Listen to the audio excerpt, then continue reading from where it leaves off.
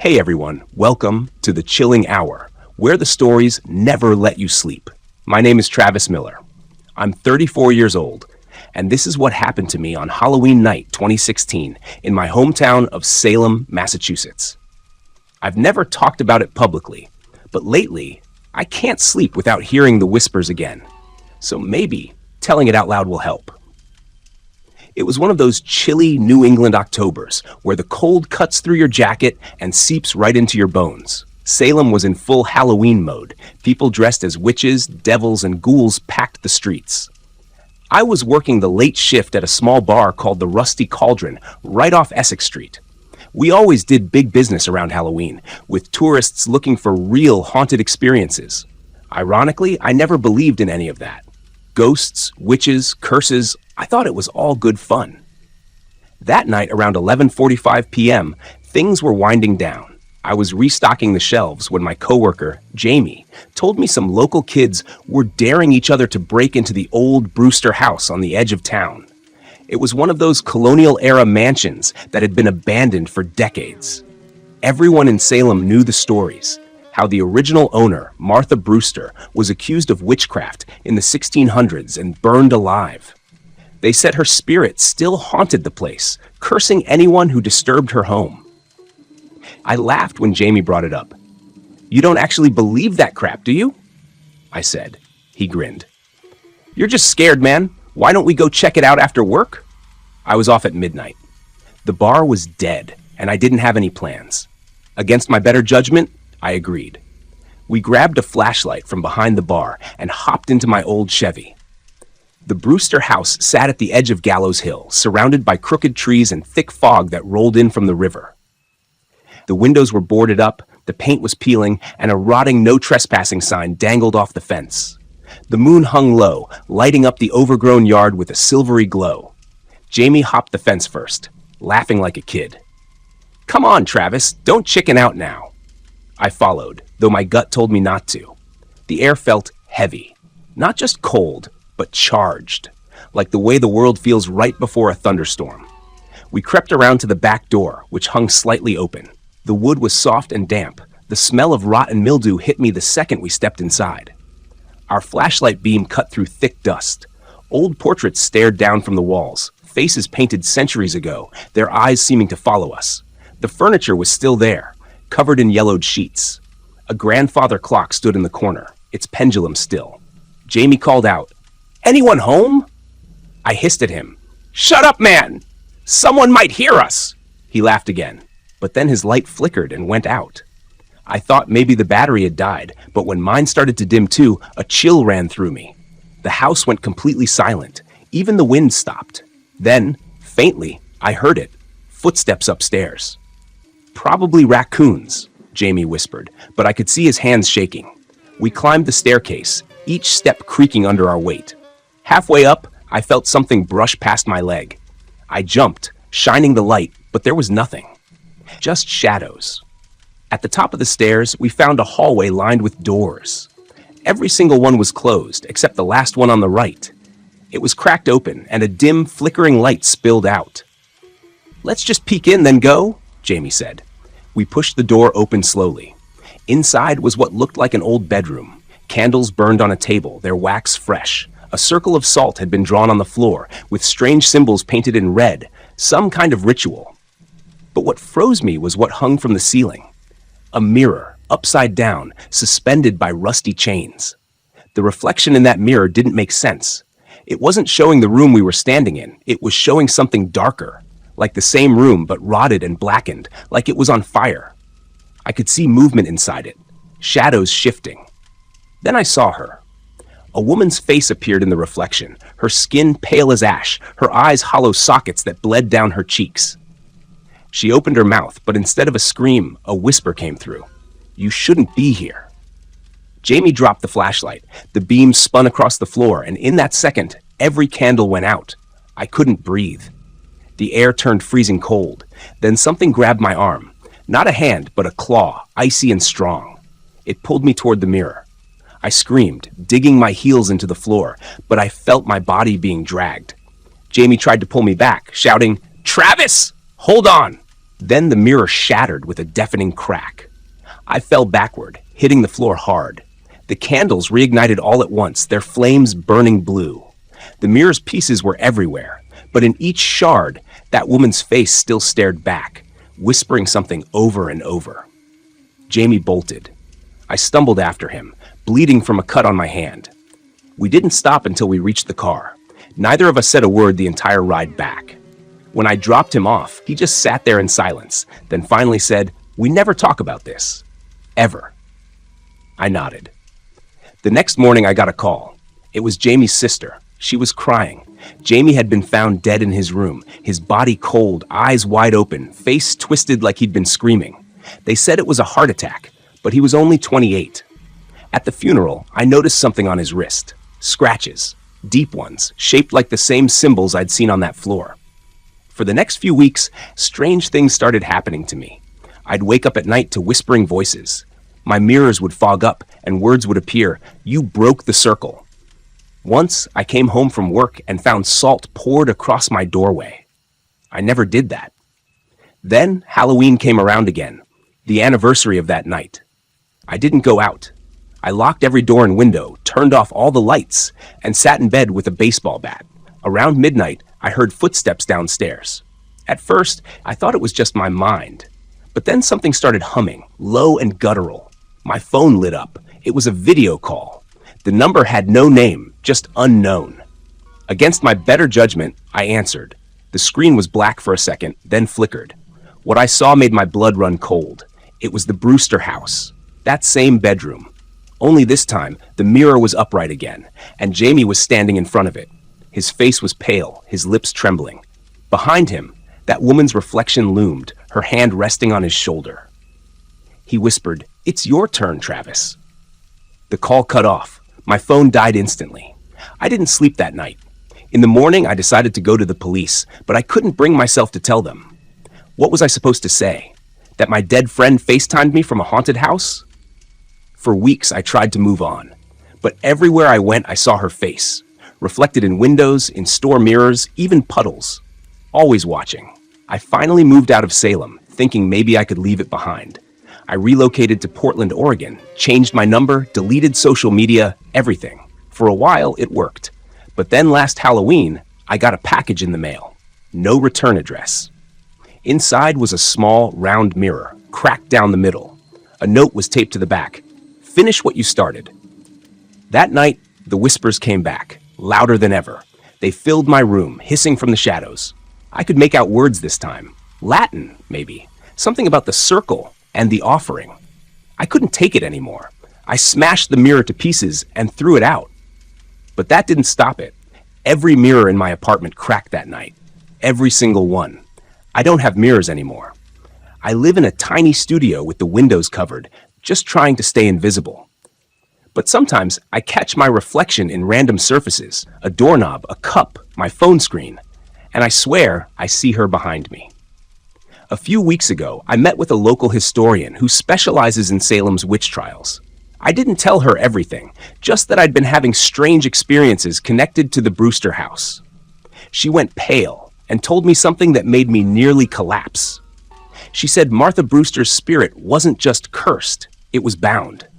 The circle in her home was meant to contain her, and anyone who broke it became the new vessel keeping her imprisoned. Which means when that mirror shattered, I set her free, and she's been following me ever since. Last night was the worst yet. I woke up to the sound of whispering again, only this time it was coming from inside my closet. I tried to ignore it, but then the door creaked open on its own. Inside, I saw movement. Hands, pale, clawed hands, gripping the frame. Then her face emerged, inches from mine. I blacked out. When I woke up this morning, everything was quiet. But on my wall, written in something dark, maybe blood, were the words, Halloween. One more night. That's tomorrow. I don't know what'll happen, but I can feel her getting closer. The air's colder, my lights flicker on their own, and my reflection's been smiling back at me even when I'm not. If anyone finds this recording after Halloween, just know, I tried to warn you. Don't go near the Brewster house. Don't break the circle. And whatever you do, never look into a mirror on Halloween night. Because once she sees you, she never stops watching. Story the end. Story number 2. My name is Daniel Foster. I'm 34 years old, and this is the story of the Halloween that changed my life forever. The night I learned that some traditions should never be taken lightly. I live in a small town called Granger Falls, Ohio. It's one of those quiet Midwestern towns where everyone knows everyone, and Halloween is a big deal. Every year, kids flood the streets in their costumes. Porch lights glow orange, and the whole town smells like pumpkin spice and damp leaves. But in 2014, something darker came with the fall wind. That year, I decided to stay home alone. My girlfriend Ashley was out of town visiting her sister, and I figured I'd just hand out candy and maybe watch a scary movie or two. It was chilly that night, the kind of cold that nips your nose and makes the air feel heavier than it should. Around 7, the first wave of kids came. Little witches, superheroes, skeletons, the usual parade of laughter and sugar highs. Everything was normal until around 9:30. The crowd started thinning, and the neighborhood got quieter. The last group of kids had gone by, and I was about to turn off my porch light when I noticed a figure standing across the street. At first, I thought it was just another late trick-or-treater. But they didn't move. They just stood there, staring at my house. The person, or whatever it was wearing an old-fashioned costume, like something from the 1930s. A dark suit, black gloves, and a white mask with hollow eyes and a painted grin. The kind of grin that looks more like a wound than a smile. I laughed nervously, thinking it had to be one of the neighbor teens pulling a prank. I called out, "Hey, Halloween's over, buddy. You missed the candy." No response. They just tilted their heads slightly to one side, like a dog hearing a strange sound. Then they slowly raised their hand and waved. I remember the chill that went down my spine. There was something wrong about the movement. Too slow, too deliberate. I looked around, trying to see if anyone else was nearby, but the street was empty. Not a sound except for the rustling of leaves. I turned to go back inside, pretending not to care. When I looked again through the peephole, the figure was gone. I locked the door, double-checked the back entrance, and tried to shake it off. Maybe it was just some kid from another block messing with me. I grabbed a beer, turned on the TV, and sat down to watch Halloween. Fitting choice, I thought. About 20 minutes in, the power went out. Everything, the TV, the lights, even the hum of the fridge, just stopped. The silence was so complete that it pressed on my eardrums. The only light came from the jack-o'-lanterns on my porch, their orange glow flickering through the blinds. I grabbed a flashlight from the drawer and went to check the breaker. As I passed the window, I froze. The figure was standing in my front yard. Closer now, right next to the porch steps. The white mask was clearly visible in the dim light, and the mouth was different, wider, blacker, dripping like it had been freshly painted. I stumbled backward, heart hammering. I yelled out, "Who the hell are you?" No answer. The figure didn't move. I flicked the flashlight beam toward them. And just like that, they were gone. I rushed to the door, locked it again, and called the police. They said they'd send a patrol car, but it might take a while since it was Halloween night. Lots of prank calls, they said. I sat there, flashlight shaking in my hand, watching the shadows crawl across my living room walls. That's when the knocking started. It came from the back door. 3 slow, deliberate knocks. Then silence. I stood perfectly still. Then, 3 more knocks. I yelled, "Get the hell off my property!" But the only reply was another set of knocks, louder this time. When I finally gathered the courage to move, I crept toward the kitchen. My hands were slick with sweat. The back door had a small window at the top, and as I raised the flashlight, I saw the outline of the mask staring right back at me, inches away, the painted grin stretched too wide, eyes like black pits. I screamed and dropped the flashlight. I don't even remember locking myself in the bathroom, but that's where I ended up, crouched in the dark, phone clutched to my ear as I tried to get through to 911 again. But my phone was dead. Not low battery. Dead. Screen black. No sound. That's when I heard the back door open. The creak was unmistakable. Someone, or something, was inside my house. Footsteps. Slow, dragging footsteps across the kitchen floor. I could hear them over the pounding of my heart. They paused near the hallway, then started again, moving closer. I covered my mouth to keep from making a sound. My mind was racing. Maybe it was just a person. Maybe I could fight them. Maybe. Then the bathroom light flickered. I hadn't turned it on. It flickered once, twice, then went out again. In that split second of light, I saw something scrawled on the mirror in what looked like dark red. 4 words, "You shouldn't be alone." I lost it. I bolted out of the bathroom and ran for the front door. The house was freezing cold, like I'd stepped into a walk-in freezer. My breath came out in white puffs. The air smelled like wet soil and rot. The front door was still locked, but the jack-o'-lanterns outside were gone. Every single one of them. And then I heard it again, that slow, dragging step behind me. I didn't look back. I just ran. Out the side door, down the street, barefoot, screaming for help. My neighbor, Mr. Klein, came outside in his robe, holding a baseball bat. By the time he reached me, I was trembling so bad I couldn't even speak. He called the cops. When they arrived, they searched the whole house. Nothing. No footprints, no mask, no sign of forced entry. Even the mirror was clean. No writing, no smears. Just steam, like someone had taken a hot shower.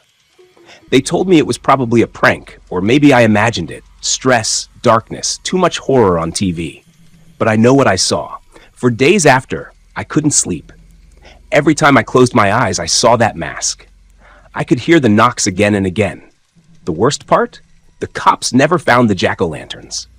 A week later, I found one sitting on my porch. Just one. The carved grin was identical to the mask. And inside it was something that froze my blood. A small piece of paper with the same words from my mirror. "You shouldn't be alone." After that, I moved, packed everything, and left Granger Falls for good. I told myself it was over, that maybe it was all some twisted prank that went too far. But deep down, I knew better. 2 years later, on Halloween night, I got a package in the mail. No return address.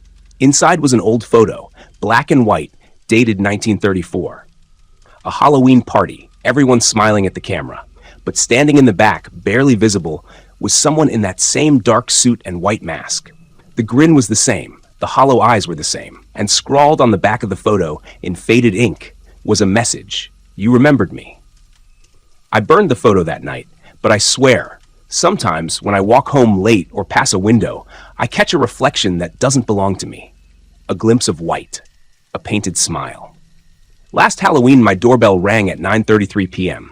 I didn't open it, I just watched from the peephole.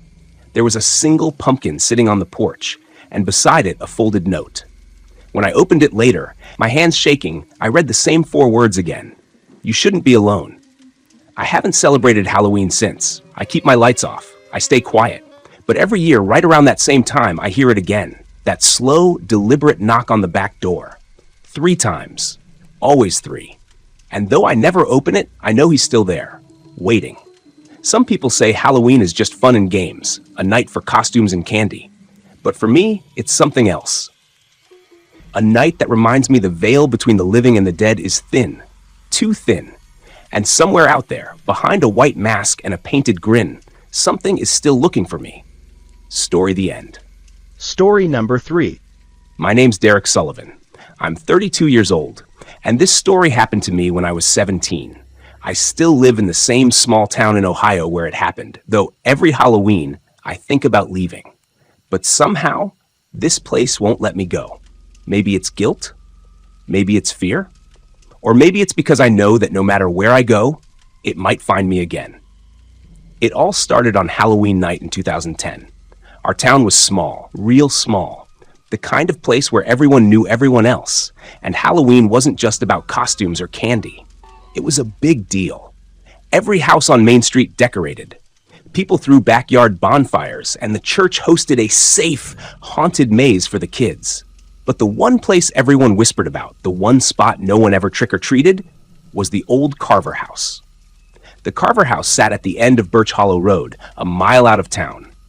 It was built back in the 1800s and had been empty for decades.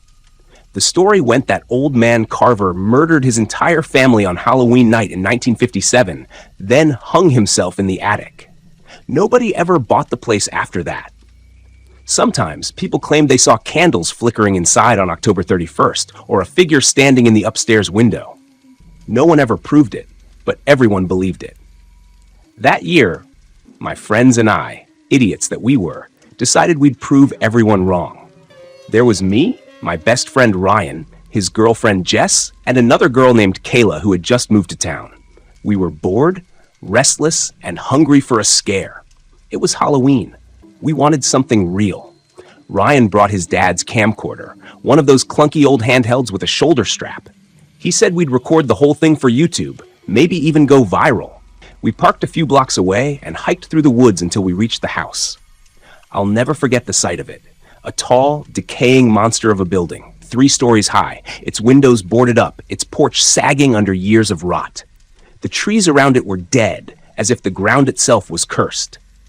"All right," Ryan said, grinning into the camera. "Halloween night. The Carver House Challenge. Let's do this." I remember laughing, but even then my stomach felt tight. The air was cold, too cold for October, and the wind sounded strange, not natural, like it was whispering. We pushed open the front door, which groaned like something in pain. Inside, the smell hit us first. Mold, dust, and something metallic, like blood. Our flashlights cut through the darkness, beams landing on peeling wallpaper, broken furniture, and old family portraits hanging crooked on the walls. One of them was of the Carver family, the father, mother, and 2 small kids. The glass was cracked straight through the father's face. Jess shivered. "Let's just look around and go, okay?" Ryan smirked. "Come on, Jess, it's just a story." He turned the camera toward her, teasing, and she flipped him off. We started exploring. Every floorboard creaked like a scream. In the living room, there was an old piano with yellowed keys. Kayla pressed one, and the sound was horribly out of tune. We all jumped when it echoed through the empty house. "Holy shit!" I whispered. Ryan laughed nervously. "It's just a piano, man." But then the piano played another note. None of us touched it. We froze. Jess whispered, "You guys heard that, right?" Ryan lowered the camera. Maybe it's the wind." I wanted to believe that. God, I did. But the air had gone still, dead still. No wind, no sound, just the faint smell of something burning. We moved upstairs, trying to play it off. The steps groaned, dust swirling around our feet. At the top of the stairs was a long hallway lined with doors. I remember Kayla's flashlight flickering. She smacked it a few times, and when the light came back, one of the doors that had been closed was now open. I swear to you, it opened on its own. Jess screamed and Ryan jumped back. The camera shook. What the hell? Something banged from inside the room. A loud, sharp slam, like a dresser being shoved. "Let's get out of here," I said. But Ryan shook his head. No, we came for this. We're not leaving." He walked toward the open door, holding the camera out like a weapon. Jess started crying.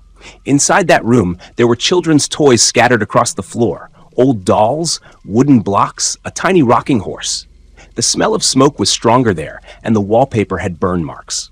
Ryan panned the camera around slowly. Then the rocking horse moved. Just once, back and forth. We all screamed.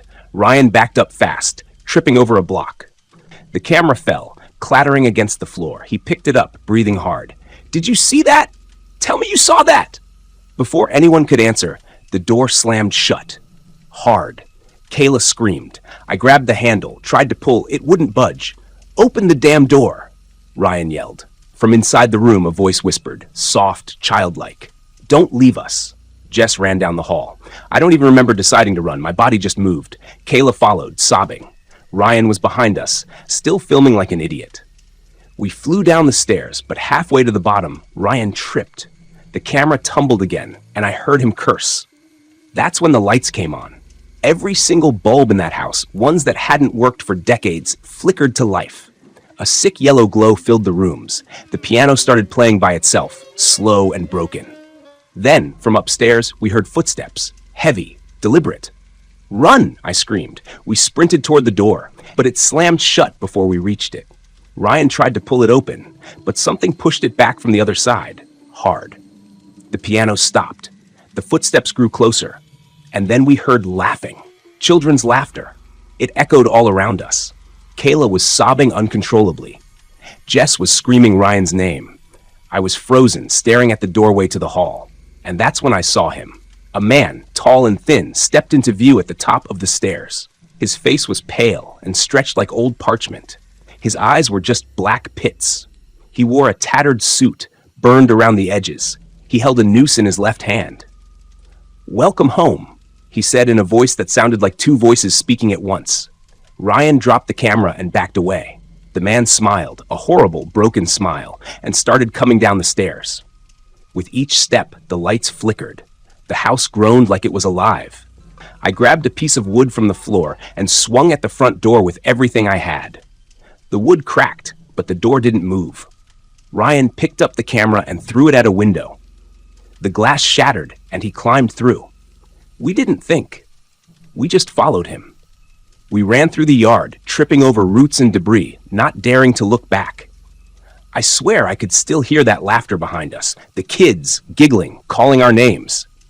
When we finally reached the car, we jumped in and peeled out of there like bats out of hell. We didn't stop until we were back in town, parked under a streetlight. Nobody said a word for a long time. Then Ryan, shaking, rewound the camera. What we saw on that tape wasn't what we'd experienced. Not exactly. The footage showed us entering the house, laughing, exploring. But when the door to the kids' room opened, there was no sound. Just static. Then, instead of the toys, the camera showed a charred crib in the middle of the room, with something moving inside it. Something small and black. The piano could be heard faintly, playing that broken tune. When the camera tilted toward the door, a face appeared in the frame. An old man's face, inches from the lens, grinning. His eyes were completely black. Ryan turned it off. Nobody said a word. We swore never to talk about it again. But 2 nights later, Ryan was found dead. He'd hung himself in his garage. The police said it was suicide. Jess left town a month later and never came back. Kayla, she was different afterward. Quiet, paranoid. She told me she could still hear children laughing outside her window at night. 6 months later, her family moved away too. That left me. For years, I tried to forget. But every Halloween, strange things happen. Lights flicker in my house. I hear music playing when there shouldn't be any. Last year, I woke up to find a noose made of rope hanging from my bedroom ceiling. I burned it. I moved houses. Didn't matter, because it followed me. 2 nights ago, October 29th, I found Ryan's old camcorder sitting on my porch. No note, no explanation. Just sitting there, dusty and cracked. I hadn't seen it since that night. My hands were shaking as I brought it inside. I told myself I wouldn't watch it. But curiosity won.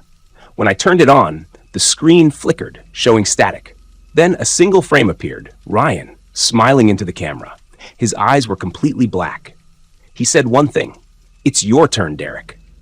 Then the screen went dark. Now as I'm telling you this, it's Halloween night again. I can hear the piano playing faintly outside my window. I can smell smoke, and I swear I can see small shapes moving in the darkness. I think they've finally come for me. If anyone finds this recording, don't go near the Carver house. Don't even say the name, because once you do, they'll know you're listening, and they'll come for you too. Story the end.